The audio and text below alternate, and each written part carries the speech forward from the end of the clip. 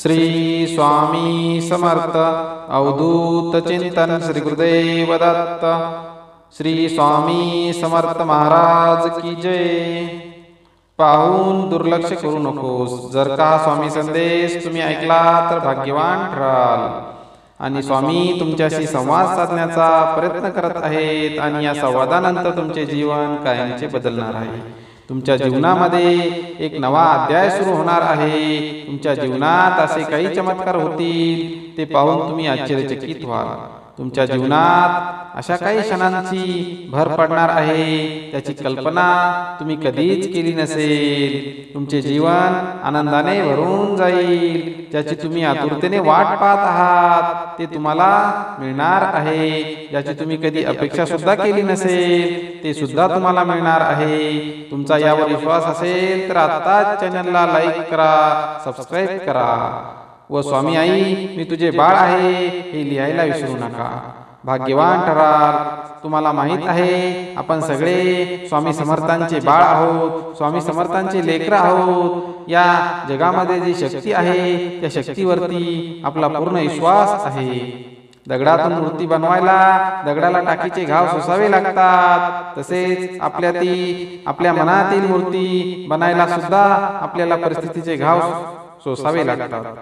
श्री स्वामी समर्थ।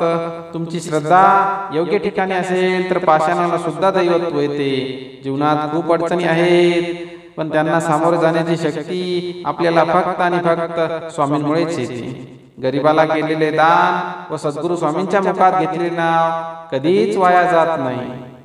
भिवू नकोस, मी तुझ्या पाठीशी आहे। जीवनाच्या बँकेत पुण्याचा बॅलन्स पुरेसा असेल तर सुखाचा चेक कधीच बाउन्स होत नाही। देवाला हे कधी सांगू नका की तुमच्या अडचणी किती मोठ्या आहेत, ते अडचणींना सांगा की तुमचा देव किती मोठा आहे। ज्यावेळी तू जाशील काळोखात त्यावेळी सावलीही सोडेल तुझी साथ। घाबरू नको, स्वामीच पकडतील तुझा हात। जाणले समर्था माझ्या मनीचे भाव, उन्नत ओटावर असते केवळ स्वामी समर्थांचे नाव। स्वामींची लीला अपरंपार आहे, फक्त स्वामीवरती विश्वास श्रद्धा ठेवा। स्वामी आपली सर्व मनोकामना निश्चितच पूर्ण करतील। स्वामी एकमेव आहेत जे आपल्या लेकरांना कधीच दुःखात पाहू शकत नाहीत। त्यांची योग्य वेळ आली की ते आपल्याला भरभरून देतात। उगासी मितोसी बहे पळू दे, जवळी उभी स्वामी शक्ती कळू दे। जगी जन्म मृत्यू असे खेळ त्यांचा, नको घाबरू तू असे बाळ त्यांचा। यशस्वी होण्यासाठी एक उत्तम पर्याय आहे की दुसऱ्याचं भलं झालेली पाहण्याची ताकद आपल्या मनात असली पाहिजे। येणाऱ्या संकटावर मात करण्यासाठी एवढा विचार करा की येणाऱ्या संकटाला सुद्धा विचार करावा लागेल। तू कोणाला फसवू नकोस, मी आहे तुझ्या पाठीशी। तुझी फसवणूक होऊ देणार नाही। मी शरीराने तुम्हाला दिसत नसलो तरी सदैव तुमच्या पाठीशी आहे। श्री स्वामी समर्थ। प्रत्येक दिवस हा तुमच्या आयुष्यात बदलण्यासाठी मिळालेली एक नवीन संधी आहे। याप्रमाणे तुम्ही त्याकडे पाहिलं पाहिजे। प्रत्येक येणाऱ्या संधीचं तुम्ही सोनं करण्याचा प्रयत्न करा। निश्चितच स्वामींचा आशीर्वाद आणि त्यांची कृपादृष्टी तुम्हाला लाभणार आहे। तुमचा जर यावरती विश्वास असेल तर गॉड इज ग्रेट अशी कमेंट टाका। स्वामी समर्थ हे दत्तगुरूंचे तिसरे अवतार मानले जातात, जे सदैव आपल्या भक्तांची मनोकामना पूर्ण करत असतात। प्रत्येक दुःख हे आपल्याला एक नवा धडा शिकवत असते आणि प्रत्येक धडा माणसाला बदलवत असतो। स्वतःवरती विश्वास ठेव, हेच यशाचं खरं गुपित आहे। स्वामींवरती विश्वास ठेवा, सगळं नीट होईल। कदाचित आता नाही पण येणाऱ्या काळामध्ये सर्व तुमच्या मनाप्रमाणे होणार आहे। जीवनामध्ये आपले कर्म करत राहा, फक्त चालत राहा। यश तुम्हाला कधी मिळेल तुम्हाला सुद्धा कळणार नाही। जोपर्यंत जीवन आहे तोपर्यंत नेहमी शिकत राहा, कारण की अनुभव हा जगातील सर्वात मोठा गुरु आहे।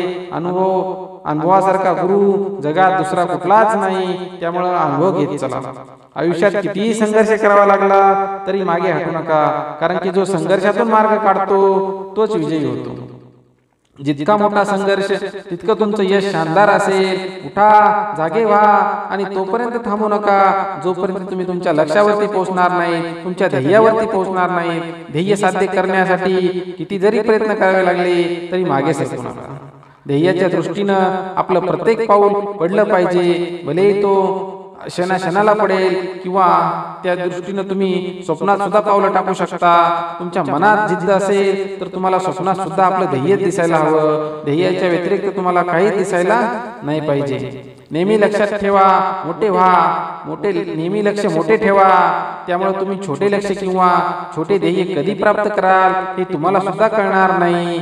एका वेळेस एकच कार्य करा आणि कार्य असं करा की तुमचा आत्मा सुद्धा त्या कार्यामध्ये स्वतःला वाहून घेतलं पाहिजे. एक निष्ठेने करा. तुमचं मन आत्मा एकाच ठिकाणी लागला पाहिजे. त्यामुळे नक्कीच यश 100% तुमचंच असेल. जोपर्यंत तुम्ही स्वतःवरती विश्वास ठेवत नाही तोपर्यंत तुम्ही देवावर सुद्धा विश्वास ठेवत नाही. त्यामुळे तुम्ही स्वतःवरती विश्वास कधीच डगमगू देऊ नका. लोक तुमच्यावरती विश्वास ठेवू अगर ना ठेवू, पण तुमचा विश्वास स्वतःवरती असला पाहिजे. तुमचा मृत्यू आज हो किंवा उद्या हो, लोक तुमची स्तुती करो अथवा निंदा, आपल्या मार्गावरून कधीच भटकू नका. कारण गरज संपली की विसरणारे लोक फार असतात, पण गरज नसतानाही जे लोक आठवण काढतात असे लोक फार कमी असतात. गेलेला काळ आपल्या हातात नाही, पण येणारा काळ नक्कीच आपल्या हातात आहे. जास्त नाही, पण एवढेच यशस्वी. कमीत कमी आपल्या आई वडिलांची इच्छा तरी आपण पूर्ण करू शकलो पाहिजे. एवढे तरी तुम्ही यशस्वी व्हा. आई वडिलांच्या डोळ्यामध्ये चांगले सुखाचे दिवस दिसले पाहिजेत. आई वडिलांच्या डोळ्यामध्ये गर्व दिसला पाहिजे की माझ्या मुलांनी, माझ्या पोरांनी काहीतरी करून दाखवलेलं आहे, त्यांना यश मिळालेलं आहे. हे त्यांच्या मनावरती, त्यांच्या चेहऱ्यावरती समाधान दिसलं पाहिजे. एवढा तरी प्रयत्न करा. कारण की आई वडिलांना दुःखी ठेवून या जगामध्ये कोणीच सुखी होऊ शकत नाही. त्यामुळे नेहमी आपल्या आई वडिलांची सेवा करण्याचा प्रयत्न करा. त्यांची सेवा करा. जितकं जास्त होईल. एक परता तुम्ही देवाची सेवा कमी जरी केली तरी चालेल, पण आई वडिलांची सेवा कधीच चुकवू नका. आई वडिलांना तुम्ही कधीच दुखवू नका. मोठ्यांना सुद्धा तुम्ही कधीच दुखवू नका. नेहमी मोठ्यांचा आदर करा. त्यांना प्रेमाची वागणूक द्या. यामुळं तुमचं पुण्यकर्म वाढण्यास मदत होईल आणि तुमचं जे प्रचिती आहे ती लोकांना की येईल की हा माणूस खरंच चांगला आहे, याची तुम्हाला लोकांना प्रचिती येईल. प्रत्येकाला पहिल्या प्रयत्नात यश मिळेलच असं नाही. त्यामुळे तुम्ही जेवढ्या वेळेस हराल तेवढ्या वेळेस जोमाने पुन्हा पेटून उठा. यश मिळेपर्यंत थांबू नका. आयुष्य म्हणजे पत्त्यांचा खेळ. चांगले पान मिळवणं आपल्या हातात नसतं, पण मिळालेल्या पानावरती चांगला डाव खेळणं हे आपल्या हातात असतं. एकदा गंगेला विचारले, तुझ्या पाण्यात आंघोळ केली की सगळे पाप धुतली जातात, तू त्या पापांचं काय करतेस? गंगेनं उत्तर दिलं, मी ते सर्व पाप समुद्रामध्ये नेऊन सोडते. समुद्र देवताला विचारण्यात आले की गंगेने तुझ्यामध्ये आणून सोडलेल्या पापांचे तू काय करतोस? समुद्र देवताने उत्तर दिले, मी सगळ्यांना हवेच्या रूपात ढगामध्ये पाठवतो. त्यानंतर ढगांना विचारण्यात आले की समुद्र देवतांनी तुझ्याकडे पाठवलेल्या पापांचं तू काय करतोस? त्यावेळी ढगाने उत्तर दिले की हे सर्व पाप मी पुन्हा पाण्याच्या स्वरूपामध्ये, पावसाच्या स्वरूपामध्ये पृथ्वीवरती पसरवतो. म्हणजेच विचार करा की कालचक्र हे सुद्धा असंच आहे. जे तुम्ही पेराल तेच उगवणार आहे. जे तुम्ही कराल त्याचे कर्मभोग तुम्हाला इथेच भोगायचे आहे. त्यामुळे नेहमी आपले कर्म चांगले ठेवा. कर्मावरती विश्वास ठेवा की आपल्या हातून कुठलंही पाप कर्म घडलं नाही पाहिजे. याचा तुम्ही नेहमी प्रयत्न करत चला. नेहमी सत्कर्म करण्याचा प्रयत्न करा. आपल्या यशाच्या दृष्टीनं वाटचाल करण्याचा प्रयत्न करा. यश मिळवण्यासाठी नेहमी प्रयत्नशील राहा. प्रयत्न करत राहा. असेच एकदा एक जंगलाच्या कडेला एक गाव होतं. त्या गावामध्ये दोन मित्र होते. दोन्ही मित्र एकदा फिरण्यासाठी जंगलामध्ये जातात. गप्पा मारत मारत त्यांना रात्र कधी होते हे त्यांना कळत नाही. त्यातील एक मित्र थोडासा आळसी असतो आणि त्यामुळे तो प्रयत्न करण्याचा सोडून देतो. त्याला भूक लागते, अंधार पडतो. त्यामुळे तो म्हणतो की आता मला भूक लागलेली आहे, मी घराकडे जातो. आणि दुसरा मित्र म्हणतो, नाही थांब थोडं, तिथं काहीतरी उजेड दिसतंय, तिथं आपल्याला खायला मिळेल, काहीतरी दिसतंय तिथं, आपण तिथं जाऊ, तिथं पाहू काय आहे तिथं. तर त्यातील एक मित्र ऐकत नाही आणि तो घरी निघून जातो. आणि दुसरा अंधारामध्ये चापीत रस्ता शोधत त्या उजेडाच्या दिशेने निघतो. बघतो तर त्या ठिकाणी एक महादेवाची पिंड आहे आणि पिंडीची कोणीतरी पूजा केलेली आहे. पूजा करून त्या ठिकाणी दिवा बत्ती केलेली आहे, अगरबत्ती लावलेली आहे, फुलं वाहिलेली आहे, त्यांचा सुगंध त्या ठिकाणी दरवळत आहे आणि त्या ठिकाणी काहीतरी प्रसाद दिसत आहे। तो प्रसाद त्या ठिकाणी कागदामध्ये देवाला अर्पण केलेला आहे। तो मित्राची भूक भागण्यासाठी त्याच्या मनावरती थोडंसं हास्य निर्माण होतं। पाहतो की आपण केलेल्या प्रयत्नांना काहीतरी यश आलेलं आहे आणि या ठिकाणी आपल्याला खाण्यासाठी काहीतरी दिसत आहे। हे पाहिल्यानंतर तो मन खुश होतो आणि त्या ठिकाणी असलेला तो प्रसाद ग्रहण करण्यासाठी घेतो। थोडासा प्रसाद ग्रहण केल्यानंतर चापतो तर दातांना करकर लागतं, त्यामुळे तो आपला घास खाली थुकून टाकतो। पाहतो तर काय जमिनीवरती प्रकाश पडलेला आहे।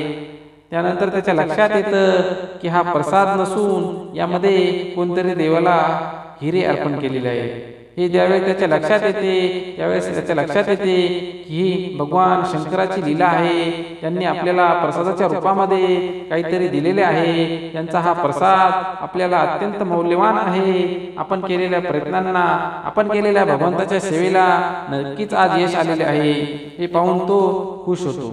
या ठिकाणी तात्पर्य असं आपल्याला घ्यायचं आहे की जर आपण कुठल्याही गोष्टीचे जर प्रयत्न केले आणि जर लक आपल्यासोबत असेल, देवाची कृपादृष्टी आपल्यासोबत असेल, तर आपल्याला मिळणाऱ्या फळापासून आपल्याला कोणीही थांबवू शकत नाही। त्यामुळं आपण आपलं कर्तव्य, आपली एकनिष्ठा ही नेहमी चांगल्या रीतीनं चांगल्या कामासाठी वापरली पाहिजे। कधीही कुणाचाही अनादर नाही केलेला पाहिजे। कुणाची आपण निंदा करू नये, कारण की निंदा करणं हे आपल्या हातात आहे। पण परमेश्वर हा नेहमी सर्वांना सारखीच वागणूक देतो, कारण की निसर्ग हा असा आहे की कोणाला छोटं, कोणाला जाड, कोणाला पातळ, कारण की ही निसर्गाने दिलेली शरीरसृष्टी आपल्याला आहे। त्यामुळे त्यावरनं कुणाची निंदा उडू नका, कुणाची खिल्ली उडू नका, कारण की आपल्या तोंडातून निघलेले शब्द हे बाणासारखे असतात। कारण की एकदा जर आपल्या धनुष्यातून बाण आपण सोडला, तो जसा आपल्याला परत घेता येत नाही, त्याचप्रमाणे आपल्या तोंडातून निघालेले शब्द सुद्धा हे बाणरूपी शब्द सुद्धा आपल्याला वापस घेता येत नाहीत। त्यामुळं नेहमी आपण आपल्या बाणरूपी शब्दावरती नियंत्रण ठेवण्याचा प्रयत्न करा आणि कोणालाही दुःख होणार नाही अशी वर्तवणूक करा। बाळा, कोणी तुझ्या बरोबर असो या नसो, पण मी सदैव तुझ्या पाठीशी आहे। माझी शक्ती सदैव तुझे रक्षण करणार आहे। बाळा, तू जेवढे कमवले आहेस त्यापेक्षा कितीतरी पट तुला जास्त आता मिळणार आहे। फक्त यासाठी बाळा, फक्त तू संयम ठेव, हार मानू नकोस, माझ्यावर विश्वास ठेव। माझा आशीर्वाद सदैव तुझ्या पाठीशी आहे। तुझा कठीण काळ आता संपलेला आहे। लवकरच आनंदाचा काही क्षण तुझ्या जीवनामध्ये येणार आहेत। त्या येणाऱ्या आनंदाच्या क्षणांसाठी तू आता तयारीला लाग। माझ्यावरती ची जी श्रद्धा आहे ती ढळू देऊ नकोस। परमेश्वराच्या शक्तीवरती विश्वास ठेव। तुला त्या कठीण काळात पुढे नेणारा फक्त आणि फक्त परमेश्वरच आहे। तुझ्या जे मनात आहे ते लवकरच प्रत्यक्षात येणार आहे। परमेश्वराचा आशीर्वाद तुला भरभरून मिळणार आहे। मला माहित आहे बाळा, तू फार सहन केले आहेस। जीवनामध्ये कधी कधी चढ उतार येत असतात। अशा काळामध्ये मनावरती नियंत्रण ठेवून सदाचाराचे आचरण करावे लागते। चुकीच्या गोष्टी मागे कधी धावू नका। चुकीच्या लोकांची साथ कधी देऊ नका। नेहमी सदाचाराचे आचरण ठेवा। नेहमी सदाचाराचे आचरण ठेवा। अडल्या नडल्यांना नेहमी मदत करत चला। परमेश्वरी शक्तीवरचा विश्वास कधीच ढळू देऊ नका। नेहमी आपले मन प्रसन्न आणि भगवंताच्या चरणाशी एकनिष्ठ राहू द्या। परमेश्वरापेक्षा कधीच मोठं होण्याचा प्रयत्न करू नका। आदी आणि अंत फक्त आणि फक्त परमेश्वरच आहे। आपण फक्त परमेश्वराचा एक अंश मात्र आहोत। या गोष्टीचा कधीच विसर पडू देऊ नका। एक दिवस आपल्याला परमेश्वराची शक्ती मध्ये विलीन व्हायचे आहे। आपली ध्येय फक्त शुद्ध आचरण ठेवून परमेश्वराची भक्ती करून मोक्ष प्राप्त करणे हे आहे। त्यामुळे अहंकारापासून नेहमी स्वतःला दूर ठेवा। वाईट विचारांना आपल्या मनामध्ये कधी जागा देऊ नका। कर्मावरती विश्वास ठेवा, कारण परमेश्वराने आपल्याला कर्म करण्यासाठी इथं पाठवलेलं आहे। मनुष्याचं रूप आपल्याला या जन्म मृत्यूच्या फेऱ्यामधनं मुक्त होण्यासाठी त्यांनी आपल्याला मनुष्य जन्म दिलेला आहे। कारण की कुठल्याच जन्मामध्ये आपल्याला जन्म मृत्यूच्या फेऱ्यामधनं आपल्याला सुटका भेटत नाही। फक्त मनुष्य जन्म हा आहे की ज्यामध्ये आपण पुण्यकर्म करून चांगलं आचरण ठेवून या जन्म मृत्यूच्या फेऱ्यामधनं चक्रामधनं स्वतःला वाचवून परमेश्वरी शक्तीमध्ये विलीन होऊ शकतो। जे पेराल तेच उगवेल. प्रत्येक वाईट कर्माचे कर्मफळ आपल्याला इथेच भोगून जायचे आहे. ते कोणाला चुकणार नाही. यश मिळवण्यासाठी उशीर लागला तर नाराज होऊ नका. नेहमी संघर्ष करत राहा. आपले जीवन नेहमी संघर्षमयी ठेवा. आनंदाने जगण्याचा प्रयत्न करा. तुम्ही आनंदी असाल तर तुमच्यामुळे तुमच्या कुटुंबातील इतर मंडळी सुद्धा आनंदी राहतील. कारण की तुमच्यामुळं तुमचा परिणाम हा तुमच्या कुटुंबावरती पडत असतो. कुटुंबातील एक सदस्य जरी नाराज असेल, दुःखी असेल, तर सर्व कुटुंब दुःखी असते. त्यामुळं आनंदाची शक्ती ओळखा, मनाची शक्ती ओळखा आणि नेहमी आपले मन शांत ठेवण्याचा प्रयत्न करा. आनंदी राहण्याचा प्रयत्न करा. कोणाचीही निंदा करू नका. या जगामध्ये स्थायी असं कोणतंच सुख नाही. त्यामुळे सुखाच्या पाठीमागे कधीच जाऊ नका. ईश्वर सर्वांना एक संधी देत असतो. त्यामुळे येणाऱ्या प्रत्येक संधीचं सोनं करण्याचा प्रयत्न करा. ईश्वर सर्वांना सारखेच मानतो. देवाजवळ कधीच भेदभाव केला जात नाही. गरजेपुरते जवळ येणाऱ्या लोकांना ओळखा. अशा लोकांपासून नेहमी सावध राहा. ज्या ठिकाणी आपला मान सन्मान केला जात नाही अशा ठिकाणी कधीच जाऊ नका. नेहमी प्रयत्नशील राहा. यश मिळवण्यासाठी प्रयत्न करत राहा. चुकीच्या लोकांवरती विश्वास ठेवू नका. आपल्या मनातील जे पटतं, आपल्या मनाला जे पटतं तेच कार्य करत चला. मनामध्ये काही भाव आहे त्याप्रमाणे वागा. कोणाचाही भेदभाव करू नका. स्वार्थी बनू नका. स्वार्थी लोकांपासून नेहमी सावध राहा. स्वार्थी लोकांवरती कधीच विश्वास ठेवू नका. कारण की स्वार्थी लोकांना मदत करणं म्हणजे स्वतःच्या पायावरती धोंडा मारून घेतल्याप्रमाणे आहे. त्यामुळे नेहमी सावध राहा. सावधाची भूमिका बाळगा. आनंद हा कधी पैशाने मिळत नाही. त्यासाठी आपल्याला कर्म चांगले ठेवावे लागतात. आपल्या तोंडामध्ये साखरेसारखे बोल असले पाहिजे. ज्याप्रमाणे धनुष्यातून सुटलेला बाण परत घेता येत नाही, त्याचप्रमाणे आपल्या तोंडातून निघालेले शब्द सुद्धा आपल्याला परत घेता येत नाही. त्यामुळं नेहमी आपल्या शब्दांवरती नियंत्रण ठेवा. एखाद्या गोष्टीचा दिखावा करू नका. एखादी गोष्ट तुमच्याकडे आहे म्हणून इतरांना हिणू नका. नेहमी सकारात्मक राहा. शरीरामध्ये सकारात्मकतेची ऊर्जा निर्माण झाली पाहिजे असे कार्य करत चला. देवावरती प्रेम करा. देवावर विश्वास कधीच ढळू देऊ नका. म्हणूनच म्हणतात भगवान के घर देर है अंधेर नाही. या म्हणीतून निघाल्या अर्थाने स्वतःला प्रेरित करा. नेहमी स्वतःचा आत्मविश्वास वाढवा. मनाचे खच्चीकरण होऊ देऊ नका. जे पण आहे ते स्पष्ट बोलत चला. मनामध्ये काहीच राहू देऊ नका. कोणाचाही द्वेष करू नका. द्वेषाची भावना नका ठेवू मनामध्ये. स्वामी आई मी तुझे बाळ आहे अशी कमेंट टाका. ज्यांना या संधीची गरज आहे, ज्यांना या संदेशाची गरज आहे, त्यांना हा संदेश नक्की शेअर करा. असेच नवनवीन संदेश पाहण्यासाठी, नवनवीन कोट्स पाहण्यासाठी, नवनवीन कथा पाहण्यासाठी स्वामी समर्थ माझी आई या चॅनलला लाईक करा, सबस्क्राईब करा. श्री स्वामी समर्थ अवधूत चिंतन श्री गुरुदेव दत्त श्री स्वामी समर्थ महाराज की जय.